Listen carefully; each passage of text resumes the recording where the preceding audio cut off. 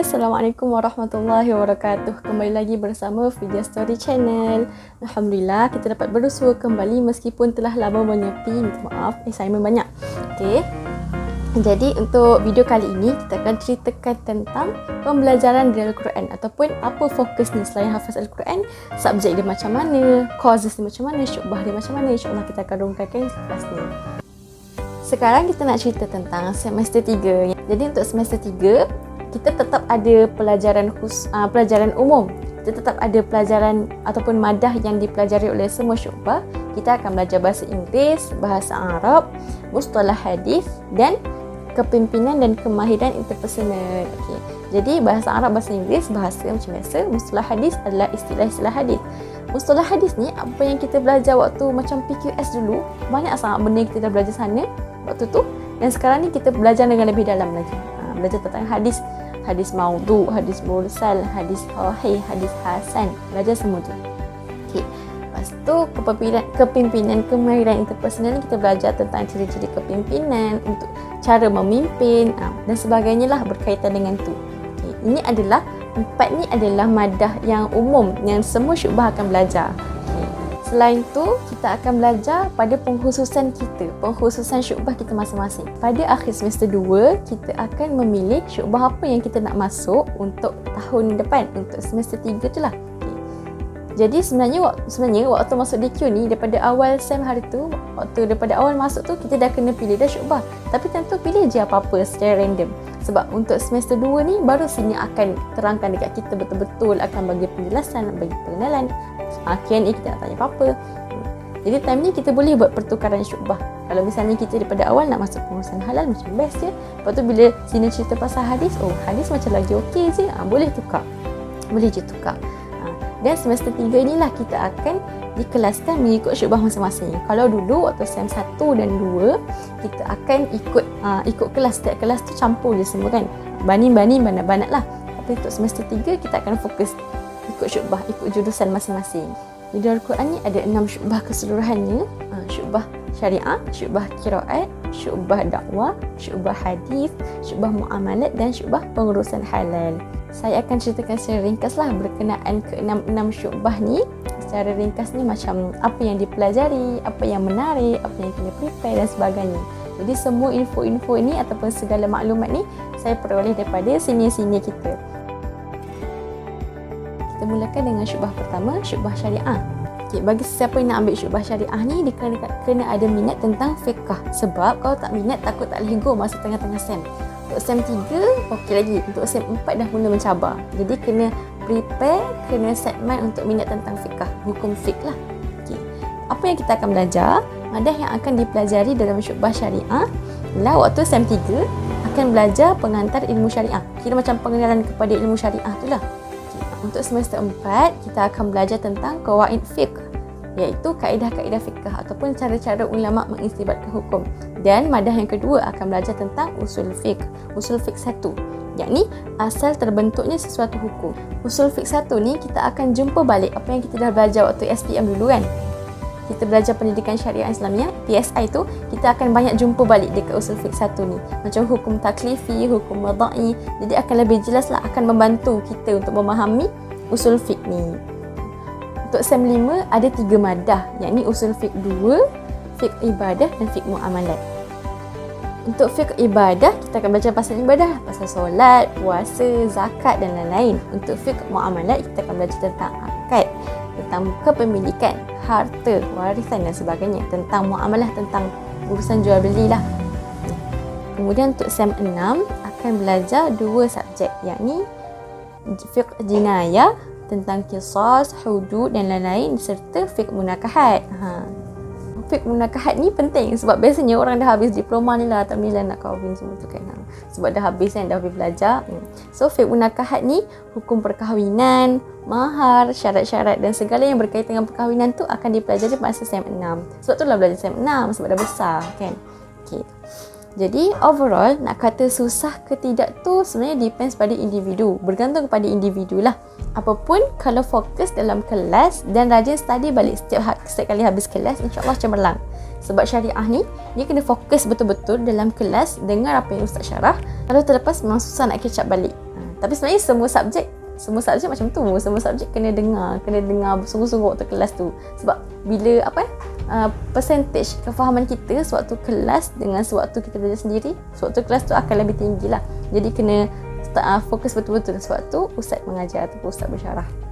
Untuk peluang belajar bagi syubhah syariah, maksudnya bila kita dah habis diploma, dah grad, kita akan masuk ke dalam alam degree. Peluang belajar bagi lulusan syubhah syariah ni luas sebenarnya untuk apply mana-mana. Untuk degree lah, sebab kita ada asas fiqh. Sebab ada asas fiqh tu, itu yang paling penting sebenarnya. Jadi kan bila kita syubhah syariah ni, kita boleh nak ambil law, boleh nak ambil muamalat, boleh ambil usuluddin, nak tukar bidang qiraat pun boleh juga. Sebab kita ada fiqh tu, itu yang macam kunci lah. Kita kalau macam SPM kan, kalau macam pelajar sains stream kan boleh masuk ke mana-mana kan. So syariah ni macam tu juga. Sebab kalau contohlah macam syubhah muamalat, lepas tu dia nak sambung tiba-tiba pengurusan halal tu, tak kena. Tapi kalau syubhah syariah boleh sebab fiqh tadi. Begitulah keadaannya. Jadi peluang pekerjaan pula untuk lulusan syariah boleh jadi pensyarah, of course. Pensyarah, ustaz-ustazah, lawyer, pegawai bank, perunding rumah tangga. Segala bentuk pekerjaan yang memerlukan kepada kefahaman ataupun kepakaran dalam ilmu syariah atau ilmu fiqh, semua tu adalah peluang kerja lah untuk semua yang ambil bidang syariah. Jadi sangat luas. Jadi pegawai agama, jadi pegawai takbir kat mana-mana syarikat tu sangat diperlukan lah. Nak tengok halal haram semua tu, tu memang penting sangat.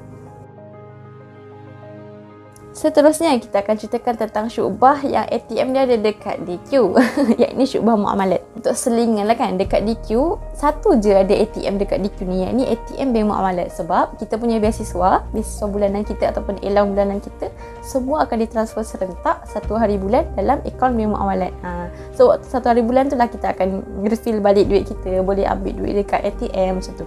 So kita nak cerita pasal syubhah muamalat lah. Okey.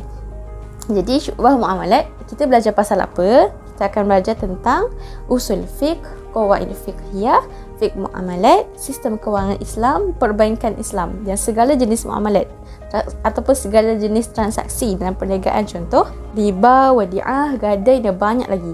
Macam dulu kita belajar PSI, kita belajar bab muamalat yang macam susah tu kan. Kat sini kita akan belajar lebih dalam lagi. Usul fiqh, qawaid fiqh, kita akan belajar sama macam syariah tadi. Penjelasannya sama macam syariah tadi. Fiqh muamalat akan belajar confirm lah, fokus dekat bab muamalat sahaja. Sistem kewangan Islam akan belajar lebih dalam macam mana sistem kewangan dalam Islam. Perbankan Islam, macam istilah-istilah dalam bank syariah dan sebagainya lah. Jadi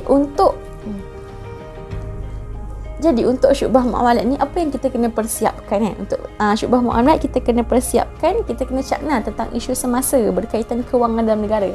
Kita masuk syubhah muamalat tu dalam keadaan kita dah tahu isu pasal tabung haji, KWSP. Maksudnya bukanlah tahu yang tahu sangat tu. Maksudnya bila sebut KWSP, kita tahu dia pasal apa. Bila sebut macam tabung haji, kita dah faham dah ni apa. Supaya kita tak susah masa masuk muamalat tu, kita belajar, kita tak adalah terkapai-kapai. Kita memang dah ada basic information pasal tu.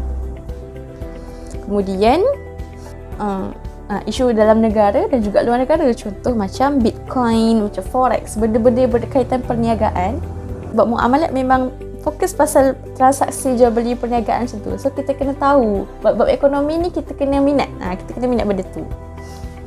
Kemudian untuk syubhah muamalat juga, dan sebenarnya untuk semua syubhah juga berlaku. Banyak je kelas yang time tu tak dapat nak diadakan sebab mungkin asatidzah kita, lecturer ada hal ataupun ada program ataupun cuti. Jadi banyak je akan ada kelas ganti. Kita kena prepare lah untuk segala benda tu. Kemudian sebaiknya kita buat study group siap-siap. Dalam syubhah tu buat betul-betul satu syubhah. Dalam satu syubhah tu, subjek ni siapa yang akan jadi mentor, subjek ni siapa yang akan jadi mentor. Kita akan sama-sama ajar dan belajar. Supaya nanti nak exam kita mudah lah, sebab kita dah dapat belajar sikit-sikit dan kita dah boleh catch up banyak subjek bersama-sama, boleh tanya kawan dan tak adalah belajar sorang-sorang. Okey. Jadi apa cabaran dalam syubhah muamalat ni? Okey, cabarannya dalam semester 4 kena fokus betul-betul sebab subjek banyak dan masa yang singkat. Jangan masuk kelas lagi tak study sebab nanti confirm blur dan tak dapat nak ambil input yang penuh. Memang kena prepare lah before masuk kelas tu. Lepas tu buku, ataupun kita panggil buku ni mudzakirat di sini. Mudzakirat untuk sem yang akan datang kita akan kita dah pastikan daripada akhir sem selepas, kita tanya nak guna buku apa, nak kena beli sendiri ke, kena photostat ke. Sebab betul lah buku kat DQ ni macam bukanlah semua tu dari DQ, bukanlah semua buku kita dikeluarkan oleh Darul Quran, dikeluarkan oleh lecturer Darul Quran, tak. Ada juga yang kita ambil daripada syarikat lain ataupun kita ambil daripada penerbitan lain. Jadi kita kena tahu. Memang ada je buku SEM, kalau ni macam kita orang SEM 3 ni mustalah hadis beli kat sini, bahasa Inggeris beli kat sini, pecah-pecah, bukan dalam satu ni.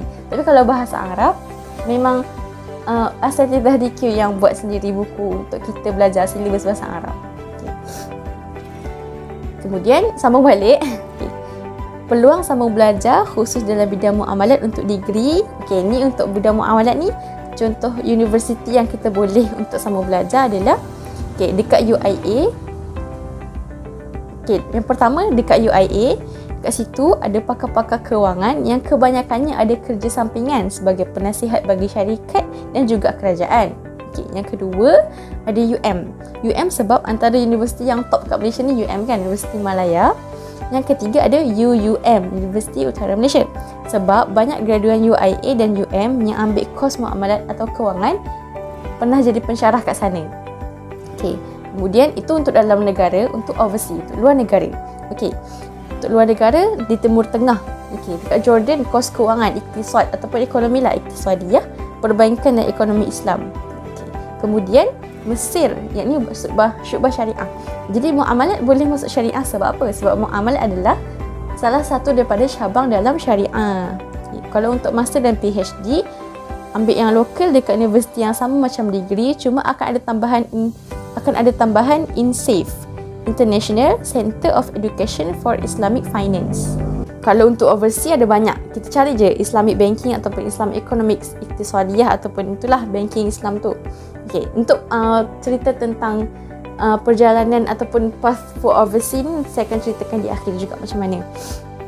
Untuk pekerjaan, peluang pekerjaan dalam bidang muamalat adalah segala yang berkaitan dengan bidang kewangan. Yang pastinya pegawai bank tu for sure lah kan. Pegawai bank Islam, bank syariah macam tu.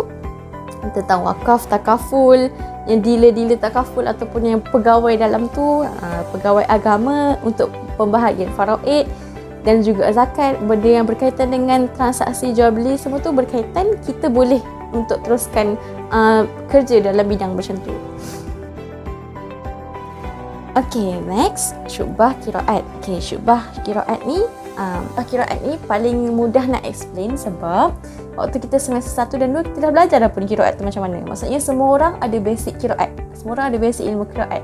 Jadi mudah. Maksudnya tak perlukan explanation yang panjang lah untuk ceritakan pasal qiraat tu apa. Jadi terus kepada apa dia madah ataupun subjek yang akan dipelajari dalam syubah qiraat. Untuk semester 3 dan 4 kita akan belajar qiraat ilmi. Semester 3 hingga 6. Sampai semester akhir kita akan belajar qiraat amali. Untuk semester 4 kita akan belajar Rasmul Quran. Rasmul Quran ini adalah bagaimana penulisan Al-Quran dibentuk, ditambah dan dibuang huruf-huruf, dikekalkan dan sebagainya. Kita akan tahu sebenarnya penulisan Al-Quran ni asal dia macam mana, kemudian dibentuk macam mana, ditambah macam mana, dibuang apa dia. Kita akan belajar benda tu dalam semester 4. Kemudian sem 5 kita akan belajar dhabt dan fawasil, yakni belajar mengenai baris-baris dan titik-titik huruf dhabt dan bagaimana suatu kalimah ke satu kalimah lain dikira sebagai satu ayat mengikut pendapat imam-imam. Kita akan belajar lebih ke dalam Al-Quran, lebih pasal penulisan Al-Quran semua ni dalam subjek qiraat ni, dalam syubah qiraat ni akan belajar macam tu. Kemudian untuk semester 6 kita akan belajar tarikh Al-Qurra dan tarikh Mushaf. Tarikh ni bukan tarikh hari tu. Tarikh tu adalah sejarah. Sejarah Al-Qurra dan sejarah Mushaf tu lah semester 6. Sejarah mengenai imam-imam qiraat dan sejarah pembukuan Mushaf Al-Quran. Al-Quran tu macam mana sejarahnya dibukukan, kita akan belajar semester 6. Dan ingat tadi qiraat amali ni kita akan belajar sampai akhir sem, kita still akan belajar macam mana nak baca dengan gaya imam-imam qiraat. Sebenarnya syubah qiraat ni adalah syubah yang antara syubah yang ramai sangat dia punya pelajar dalam syubah ni. Syubah muamalat biasa paling sikit. Syubah qiraat ni paling ramai, antara paling ramai lah. Jadi kenapa qiraat best kan? Kenapa qiraat best? Sebab lebih mengenali dengan lebih mendalam tentang ilmu-ilmu Al-Quran, sejarah mushaf, penulisan, pembentukan titik dan baris dalam ayat-ayat Al-Quran. Jadi kita akan tahu bahawa terdapat banyak cara bacaan khilaf mengikut riwayat qiraat isyarah. Mengikut qiraat Imam 10, macam mana semua imam tu ada cara bacaan yang berbeza-beza. Kemudian kita akan lagi mantapkan belajar tajwid, bacaan tajwid kita di samping belajar manhaj bacaan mengikut riwayat imam-imam qiraat. Okey. Qiraat ni satu benda yang sangat penting yang kita kena prepare adalah untuk kita hafal, sebab matan qiraat ni kita kena hafal. Qiraat ni ada kitab qiraat sangat tebal yang kita kena hafal matan tu. Matan tu adalah macam satu ayat ataupun syair yang imam tu membacakan ini begini. Kita kena hafal tu. Itu kita panggil dalil dalam qiraat. Jadi kalau ditanyalah kenapa wadduha dia baca wadduha, imam apa yang baca macam tu, kita kena keluarkan jawapan dengan dalil matan tadi. Sebab itulah jawapan dia. Jadi kita kena hafalkan benda tu. Tapi sebenarnya menghafal matan ni seronok. Benda tu sangat menyeronokkan. Dan kenapa qiraat orang kata susah sebenarnya sebab tak hafal matan tu. Itu je masalah orang kata qiraat ni susah. Kalau hafal tak susah pun, sebab bila kita dah tahu, dah hafal matan tu, kita tahulah nak baca macam mana. Okey. Jadi membantu kita untuk mengingati Al-Quran lebih baik sebab kita banyak hafal, so kita akan terlatih dengan hafazan yang sangat banyak. Okey. Kemudian peluang pekerjaan lepas tamat diploma DDQ, sambung pengajian ijazah di UPU dalam bidang pengajian qiraat di dalam negara atau luar negara. Di luar negara boleh sambung di Ma'had Qiraat Al-Azhar di Shubra, Mesir. Ramai yang masuk Mesir dekat Shubra ni. Okey, ramai yang masuk Shubra dekat Mesir ni, ya Allah aku ni. Kemudian di Wise University Jordan. Dan peluang pekerjaan untuk syubah qiraat sangat banyak. Jadi pensyarah, jadi guru tu memang for sure lah kan. Dia pensyarah tahfiz atau Quran atau qiraat, pensyarah qiraat, guru Al-Quran, imam-imam masjid dan surau. Jadi memang ilmu qiraat ni memang fokusnya pada Al-Quran. Jadi memang peluang pekerjaannya banyak kepada mengajar ataupun pengajaran dalam bidang Al-Quran. Okey, bismillah. Okey, seterusnya nak cerita pasal syubah yang saya duduki sekarang, yakni syubah hadis. Okey, untuk semua orang tahu, ilmu hadis sangat susah. Ilmu hadis bukan syubah hadis. Ilmu hadis sangat susah. Tapi tak apa. Okay, nak cerita ni macam ni. Okay.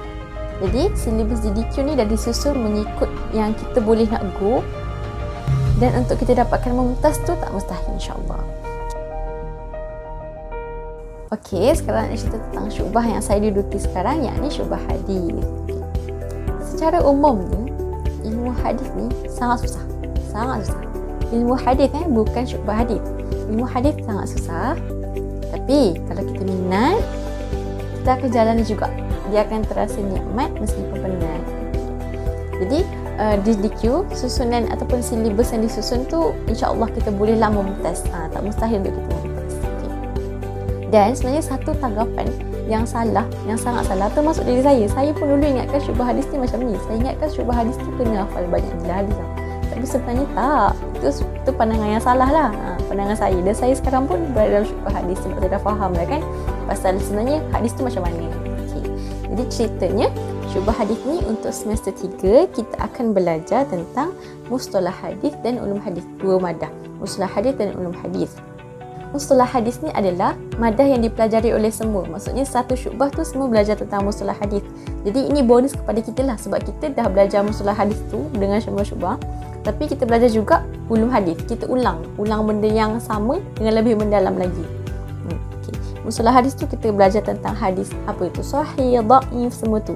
Dan untuk ulum hadis tu lebih dalam penjelasan dan huraiannya lagi. Kemudian naik kepada SEM 4. Okay, SEM 4 ni adalah SEM yang sangat sibuk. Semua syubah pun kalau tengokkan SEM 4 ni memang sangat sibuk sebab banyak madah. So memang kena fokus dalam akademik tu betul-betul.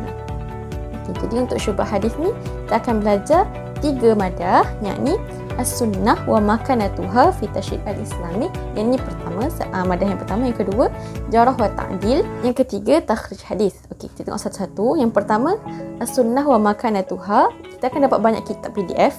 Kita akan belajar macam mana bid'ah tu boleh terjadi. Kita akan belajar macam mana benda yang kita selama ni belajar dari kecil, oh benda ni macam ni. Tapi bila kita belajar pasal hadis ni, kita baru tahu sebenarnya pernyataan ni adalah salah di segi hukum, tak macam tu pun. Tapi yang kita tahu selama ni adalah perkara yang salah. Kita akan belajar secara bid'ah, semua tu akan belajar dalam sunnah wa makanatuha ni. Okay, kemudian jarah wa ta'dil, celaan dan pujian. Kita belajar pasal peribadi perawi dalam sanad. Okay, kita akan belajar macam mana ulama' tu melihat perawi itu macam mana sikapnya, macam mana perilakunya perawi-perawi itu. Jadi akan ada juga peringkat jarah wa ta'dil tu, peringkat celaan paling buruk ataupun pujian paling baik, peringkatnya macam mana. Kemudian assignment dalam jarah wa ta'dil ni adalah kita akan diberi hadis, kemudian kita kena keluarkan perawi-perawi daripada hadis itu. Kemudian satu-satu perawi itu kita kena tengok biodata perawi itu apa, bagi biodata, kemudian sebutkan apa pendapat ataupun pandangan ulama terhadap perawi itu. Adakah perawi itu perawi yang termasuk dalam celaan ataupun pujian, macam mana pendapat terhadap perangainya, sifatnya. Contoh dia punya assignment lah. Kemudian madah yang ketiga adalah takhrij hadis. Ni subjek yang penting dan subjek ni lebih kepada praktikal. Yang ni kita akan macam buat mind map, sebab kita akan ada hadis. Kemudian daripada hadis tu kan, matan hadis tu kan kita tengok sanad dia. Sanad tu kalau macam startup organisasi bermula daripada pengetua, kemudian kepada guru, penolong kanan dan sebagainya kan. Kalau dalam hadis ni yang atas sekali Rasulullah, kemudian turun kepada sahabat, kemudian kepada tabi'in, kepada tabi'in. Kita keluarkan, kita takhrij, kita keluarkan hadis tu, tengok sanad-sanad dia macam mana. So akan jadilah peta minda. Kemudian untuk SEM 5 kita akan ada satu madah saja, yakni kajian teks hadis. Kajian teks hadis ni kita akan ulang balik sikit tentang pengenalan hadis, kemudian belajar tentang kutub sittah, tentang ta'rif dan ciri-cirinya, metodologi penyusunan hadisnya. Kemudian pensyarah akan syarahkan beberapa teks hadis tu, dan dalam exam pun akan ada beberapa hadis tu di soal yang kita dah belajar di soal tentang kefahaman kita berdasarkan hadis tu, berdasarkan apa yang ulama kata, berdasarkan kata-kata ulama terhadap hadis. Kita akan diuji sebegitulah, tengok kefahaman kita. Kemudian ada juga kita akan hafalkan beberapa doa yang ada dalam hadis yang berkaitan dengan rutin harian kita. Kemudian untuk SEM 6 kita akan belajar tentang kajian hadis hukum serta kajian hadis dhaif dan maudhu', dua subjek lah, dua madah. Okay, kajian hadis hukum kita belajar tentang aplikasi hadis yang berkaitan dengan hukum fiqh. Contoh belajar pasal hadis wudu', puasa, perincian yang pasal fiqh dan ibadah yang bersumberkan hadis. Jadi kita akan belajar pasal tu, fiqh yang bersumberkan dalam hadis lah. Kemudian kajian hadis dhaif dan maudhu'. Okay, kita akan belajar peringkat dhaif tu apa dia, yang lebih detail daripada SEM 3. SEM 3 kita belajar benda ni, peringkat dhaif, peringkat sahih. Peringkat dhaif ni kita akan belajar lebih lagi dalam SEM 3. Adakah hadis tu dhaif sebab perawi tu ataupun sanad tu terputus? Adakah sebab terputus? Adakah sebab perawi tu tak siqah, ataupun adakah sebab nama perawi itu disorokkan? Kita macam bela sekarang, tapi akan belajar sekarang. Tapi tak apa, akan belajar juga insya-Allah. Okey. Jadi apakah kelebihan untuk belajar hadis ni kan? Meskipun hadis ni adalah ilmu yang susah kan. Jadi kelebihannya adalah kita tahu betapa rumitnya untuk belajar hadis, betapa rumitnya untuk pengkelasan hadis, untuk penyusunan, untuk tentukan semua tu. Kita akan lebih berhati-hati untuk sebarkan hadis. Kita akan tahulah hadis, untuk tentukan hadis sahih tu tak senang. Dan untuk hadis dhaif tu ada banyak, dan hadis yang maudhu', hadis yang palsu tu ada banyak. Jadi kita akan berhati-hati. Okay. Kemudian kita juga akan menghargai cara ulama susun hadis ni, sebab sangatlah rumit untuk tentukan hadis. Jadi kita akan hargai ulama-ulama hadis. Okay. Kalau rasa susah macam mana? Okay. Kalau rasa susah, memang susah. Saya belajar hadis kan, sebelum memang belajar hadis tu sangat susah. Sebab imam-imam, kalau imam ni kata macam ni, imam tak semestinya berkata sama dengan apa yang dikatakan imam ni. Kita akan tahu pendapat imam tu berbeza, macam mana ulama tu melihat kepada hadis itu, macam mana martabat penjelasan. Memang hadis tu tak dinafikan lah. Tapi selagi kita rasa macam kita berminat untuk belajar hadis kan, teruskan je, insya-Allah boleh, insya-Allah dibantu. Yang penting kita kena jangan sambil lewa lah. Ni teguran tu semualah kan. Semua orang kalau belajar apa-apa pun memang kena belajar betul-betul. Jadi itulah contohnya hadis. Dan jangan risau hadis tak payah hafal pun, tak payah hafal hadis lah. Okay, kemudian kita akan pergi kepada syu'bah dakwah yang perkataan yang kita biasa dengar. Syu'bah dakwah kan. Jadi dalam syu'bah dakwah ni kita belajar apa? Yang pastinya memang cara berdakwah, tapi yang lebih khususnya kita akan belajar tentang seni. Seni apa kan? Seni yang dimaksudkan adalah seni untuk belajar sesuatu, cara lebih kepada macam psikologi. Kita akan belajar tarik perhatian orang untuk sampaikan sesuatu pada dia tu. Kita nak tarik perhatian dia macam mana? Macam mana kita nak relatekan dengan personality orang tu? Kita nak baca perubahan air muka orang tu. Kita akan belajar pasal dia tu. Secara umumnya macam itulah berkaitan dakwah dengan zaman Rasulullah juga. Jadi kan, kalau kita tak pandai bercakap ataupun kita malu-malu, memang kalau diberi pilihan nak bercakap ke tak, lebih baik tak bercakap kan. Sebab kita malu dan takut-takut, di sinilah tempat dia. Sebab kita akan dilatih dan kita akan belajar macam mana caranya untuk menyampaikan dengan cara yang baik. Memang akan jamin SEM 6 nanti kita dah kira mampu untuk bercakap depan orang ramai dengan cara yang baik, sebab kita dah belajar. Jadi kalau malu-malu ataupun sebagainya, memang di sinilah tempat yang baik untuk berlatih lah dalam syubhat dakwah. Bagi yang minat bercakap pun lagilah digalakkan masuk, sebab kita memerlukan ramai pendakwah yang bercakap dengan cara yang baik, dengan cara yang boleh diterima masyarakat, macam tu. Kemudian bagi orang yang rajin membaca pun sangat sesuai, sebab dakwah ni akan sangat banyak sentuh pasal isu semasa. Contoh dalam kelas, ustaz akan bagi isu semasa, akan bincang isu semasa, apakah pendapat antum semua. Dalam exam pun akan diberi isu semasa, apa pendapat kita berkaitan dengan apa yang teori kita belajar untuk menangani isu tersebut atau macam mana kan. Dan dalam bahasa Melayu, jadi kena kebat lah. Okay, jadi untuk madah, dalam semester 3 kita akan belajar pengantar dakwah. Yakni apa yang kita belajar pengantar tu macam pengenalan. Apa je yang akan dibincangkan dalam dakwah tu. Kemudian semester 4, kita akan belajar 2 madah, yakni komunikasi dakwah dan metodologi dakwah. Okey, SEM 5, kita akan belajar tentang psikologi dakwah dan bimbingan dan kaunseling Islam. Kemudian SEM 6, kita akan belajar tentang kepimpinan Islam dan pengurusan Islam. Dan bila dah habis, jalan untuk kita ke degree, apa je yang kita boleh masuk sebenarnya meluas. Sebab dakwah ni macam asas kan. Jadi kita boleh memang masuk dalam pengurusan, dalam memang bidang dakwah, memang fokus kat dakwah, nak masuk dalam jurusan nak tengok perbandingan agama, ataupun nak masuk dalam fiqh boleh juga. Nak sambung ke Jordan pun boleh juga. Nanti saya akan cerita pasal Jordan. Okey. Jadi untuk kerjaya dalam bidang dakwah ni, yang pertama perunding motivasi, kemudian perunding pernikahan, boleh tubuhkan konsultan. Sebab kita dah belajar cara untuk berhadapan dengan orang, cara untuk bercakap, belajar psikologi. Jadi kita boleh tubuhkan konsultan tu. Kemudian kita boleh kerja di JAIS, di JAKIM, jadi penceramah, of course kan, pendakwah bebas, semua boleh. Asalkan waktu degree tu kita boleh fokuskan atau spesifikasi jurusan kita tu berdasarkan career atau kerja yang kita nak ceburi lah. Jadi apa pun boleh kalau kita belajar betul-betul. Tambahan, semasa SEM 5 akan ada banyak buat program di luar atau program dengan masyarakat lah. Tapi sebab COVID, macam SEM 5 sekarang ni pun banyak buat program online je. Tapi orang-orang yang dijemput orang-orang hebat lah. Hilal Ashraf, apa lagi? Tu dia sebut Aiman Azlan, ramai maksudnya meskipun online tapi tetap akan berusaha untuk buat program yang terbaik juga. Sebab kalau tak online, kena buat offline, kena buat lagi lah secara fizikal kan, memang akan buat program. Jadi memang kita didik ni akan belajar banyak dengan masyarakat juga. Akan belajar berhubung dengan masyarakat juga. Okay, yang terakhir kita akan tengok kepada syu'bah pengurusan halal, syu'bah ke-6. Okey. Jadi untuk semester 3, madah yang akan dipelajari ada 2 madah. Yang pertama, fiqh al-at'imah wal-dhabaih, yakni fiqh untuk makanan dan sembelihan. Jadi untuk makanan kita akan belajar apa yang boleh dan tak boleh dimakan. Belajar halal haram makanan tu lah.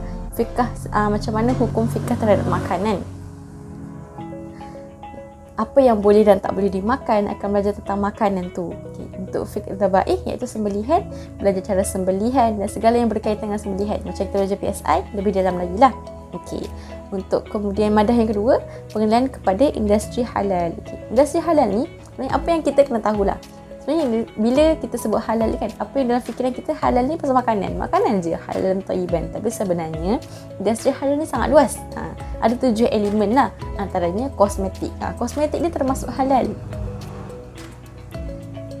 Kosmetik ni termasuk dalam bidang halal juga, industri halal. Kosmetik, pharmaceutical, logistik, banyak lagi yang kita tak terfikir tapi sebenarnya termasuk dalam industri halal. Jadi bukanlah terhad pada makanan sahaja yang kita kena tahu halal haram ni kan. Jadi sebenarnya madah syubhah halal ni dari SEM 3 hingga 6 kebanyakan sama dan berkait. Kita akan jumpa benda baru tapi akan juga ingat balik benda lama berulang. Tapi kemungkinan semua syubhah macam ni juga. Sebab kita belajar dalam kita belajar di bawah satu tajuk besar yang sama, mesti kita akan jumpa benda yang berkaitan kan. Untuk semester 4, kita akan belajar untuk halal akan belajar 2 madah juga. Yang pertama usul fiqh, yang kedua pensijilan halal. Yang pertama usul fiqh. Usul fiqh macam syubhah syariah tadi. Tapi dalam macam tu, silibus pun kalau syubhah syariah belajar satu kitab tu, belajar dalam 2/3 kitab tu dipelajari. Syubhah halal akan belajar dalam 1/4 saja. Dia akan sentuh, semua bab akan disentuh, tapi akan disentuh secara umum je, atau secara asas je, permukaan je. Dalam lagi tu dalam syubhah syariah lah. Jadi still belajar semua tapi dalam asas-asas saja. Kemudian pensijilan halal. Jadi pensijilan halal ni kita akan tengok macam mana sijil halal ni nak didapatkan. Macam mana proses nak dapatkan sijil halal tu. Bukan senang. Seperti yang semua tahu kan, sijil halal JAKIM ni antara satu pengurusan yang terbaik lah, yang memang terbaik. Jadi inilah kita tak tahu kat sini macam mana nak dapatkan sijil halal tu, proses dan sebagainya. Kemudian SEM 5 akan belajar 2 madah. Yang pertama qawaid fiqhiyah, sama macam syariah tapi tak banyak. Tadi sama, konsep sama macam tadi, akan belajar secara asas saja. Kemudian yang kedua, pengurusan halal dalaman, halal internal. Jadi mostly yang daftar sijil halal ni sebenarnya adalah syarikat non-muslim sebenarnya. Sebab orang non-muslim kan mestilah nak kena mengiktiraf ataupun nak pasarkan barangan tu, mestilah kena sijil halal. Sebab orang Cina menjual makanan, orang Cina yang bukan Muslim jual makanan, kita nak beli halal tidak tu, kita akan tengok sijil halal. Sebab itulah mostly yang daftar tu adalah daripada syarikat non-Muslim. Jadi dalam syarikat non-Muslim ni, syarat dia kenalah ada juga orang Islam yang juga bekerja di situ. Kena ada halal checker untuk tengok proses pembuatan, tengok ingredient barang tu halal ke tidak. Jadi macam poin-poin penting lah yang perlu ada dalam syarikat non-Muslim tu. Kemudian untuk semester 6 akan belajar 2 madah juga. Yang pertama tafsir ayat dan hadis ahkam. Tafsir ayat macam belajar tafsir waktu semester 1 dulu, samalah tafsir ayat kita belajar sebab nuzul dan sebagainya. Kemudian hadis ahkam, hadis-hadis hukum, belajar lebih dalam sebab hukum halal haram kan, akan belajar lebih dalam pasal itulah. Kemudian madah yang kedua yakni perundangan dan penguatkuasaan halal. Dalam halal, dalam kita cakap pasal bidang halal ni, industri halal ni sangat besar dan ada juga akta yang digunakan dalam kita mempelajari ilmu dalam pengurusan halal. Yakni kita akan belajar Akta Perihal Dagangan 2011 APD dan juga Akta Makanan. Dalam akta ni ada banyak lagi bahagian, section dan akta banyak bahagian, tapi kita dalam halal ni kita tak ambil semua, kita rujuk mana yang berkaitan saja. Sebagai contoh dalam Akta APD, Akta Perihal Dagangan 2011 tadi, kalau ada daging haiwan atau daging sembelihan yang nak dieksport dan nak masuk dalam negara, jadi perlulah dilihat sama ada kilang tu pernah diaudit oleh halal JAKIM ataupun tidak, ataupun badan Islam daripada negara tu dah diiktiraf JAKIM ataupun belum. Itu benda penting lah, sebab nak masuk negara kita nak tengok halal haramnya sesuatu tu, kena tengok betul-betul bahagian tadi tu. Halal JAKIM memang kena tengok betul-betul adakah benda tu dah diiktiraf ataupun macam manalah kelulusan dan sebagainya, baru boleh masuk ke dalam negara kita. Jadi untuk penutup ni, belajar halal ni sangat best. Sebab pun antara bonusnya kita belajar halal ni, kita belajar 3 bahasa. Bukan bahasa Arab sahaja, akan belajar bahasa Melayu, bahasa Inggeris, juga bahasa Arab lah. Ada bahasa Inggeris ni menarik kan. Sebab bab halal ni kan bab yang luas kan. Pengurusan halal ni yang meluas. Kita belajar pasal benda-benda dagangan, benda-benda yang dalam negara, domestik dan juga ke luar negara. Jadi benda tu, itulah antara ciri yang menarik lah dalam pengurusan halal ni. Untuk peluang belajar, boleh belajar tentang halal juga. Dan untuk peluang kerjaya dalam bidang halal ni, boleh jadi eksekutif halal. Dalam syarikat tu, kita lah boleh jadi sebagai orang yang cek halal haram tu. Kita akan luluskan, kita akan cek halal haram tu, kita akan uruskan prosedur macam mana dapatkan persetujuan halal bagi satu produk tu. Kita akan jadi macam tu, halal auditor, penasihat syariah. Tapi semua ni kena lalui fasa degree dulu lah. Kalau dari dalam diploma nak terus masuk kerja tu, mungkin belum cukup kepakaran yang diperlukan lah untuk dalam bidang ni. Dan untuk nak masuk ke degree tu, kita boleh transfer kredit yang kita dah belajar kat diploma ni, kita boleh transfer kredit tu kepada degree. Contoh saya ambil bidang hadis kan. Jadi bila masuk hadis, contoh dekat hadis ada juga subjek mustalah hadis. Jadi kat sini kredit, jumlah jam kredit yang kita belajar kat sini boleh transferkan dalam kita punya pengajian di degree tu. Jadi boleh reduce sikit lah. Tapi kalau saya hadis nak ambil bidang lain, maka akan jumlah kredit yang dalam diploma ni tak dikira, akan ambil yang baru lah. Tak apa, nanti korang akan belajar faham lagi pasal benda ni kemudian. Okay. So untuk yang terakhir kita nak cakap pasal path overseas. Ni memang ramai juga yang nak tahu. Boleh tak belajar luar negara kan? Okay. Untuk path study overseas ni, okay. Nanti bila dah naik kepada SEM 6 akan ada satu program namanya program Selangkah ke Menara Gading. Macam itulah. Jadi akan ada slot khas untuk menjelaskan tentang application ataupun permohonan ke Timur Tengah. Jadi kalau di Q, Ustaz ada tawarkan khidmat Smutem. Tak tahu singkatan dari apa, tapi Smutem ni akan uruskan penterjemahan sijil, tiket penerbangan dan lain-lain, tapi berbayarlah. Jadi kalau nak mudah, apply je under Smutem, sebab nanti Ustaz yang akan terangkan apa-apa dokumen yang penting yang kena dibawa, yang perlu dipersiapkan. Berbanding kalau kita apply secara individu, kita apply sendiri takut terlepas pandang kan. Tapi kalau kita apply dengan Ustaz, mesti dengan jalan DQ, nanti semua akan diuruskan sekali. Jadi perjalanan ke Jordan, ke Mesir, semua tu akan pergi ke airport tu sama-sama, ramai-ramai. Macam itulah kalau ikutkan dalam DQ. Okay, jadi tapi untuk tu kita still kena isi permohonan dekat website KPT, sebab yang Smutem tu Ustaz hanya uruskan untuk dokumen-dokumen dan penerbangan. Tapi still pada usaha kita juga yang menentukan layak atau tidak kita untuk berangkat ke overseas tu adalah still bawah kelayakan KPT lah. Jadi syarat kelayakan minimum nak ke overseas, nak ke Timur Tengah tu purata kredit SPM. Still kena tengok SPM. Memang kena tengok SPM pun. Jadi kena 80% at least dan subjek PSI, PQS dan bahasa Arab sekurang-kurangnya kena A-. Jadi memang syaratnya pun apa-apa kena balik dekat SPM lah. Macam tu. So kalau nak lebih mendalam lagi, boleh rujuk betul-betul ataupun baca laman web yang berkaitan dengan path ke Timur Tengah ni. Okey. Alhamdulillah, dari sekian dah, itulah penjelasan yang cukup panjang kan tentang syu'bah, tentang daripada awal tadi cerita hafazan, kemudian pasal syu'bah dah selesai. Dan sekarang ni kalau ada apa-apa soalan boleh ditanyakan di ruang komen, boleh tanyakan apa-apa je. Komen ni orang boleh baca juga yang kita tanya kan. Jadi kepada yang nak masuk DQ semoga dipermudahkan, pada yang dalam DQ semoga dipermudahkan juga, pada yang keluar DQ semoga dipermudahkan juga kan. Kalau suka video ni dan nak saya cerita lagi, boleh request juga nak cerita pasal tajuk apa, nak tanya macam-macam. Kalau suka boleh like video ni dan boleh share juga kepada siapa yang memerlukan. Siapa yang nak tahu pasal DQ lebih lanjut boleh share video ni, insya-Allah.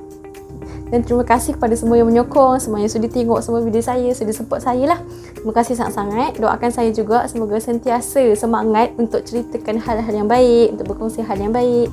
Dan semoga semuanya dipermudahkan urusan oleh Allah Subhanahu Wa Taala, insya-Allah. Amin. Okey, terima kasih, sampai sini dulu. Okey, assalamualaikum.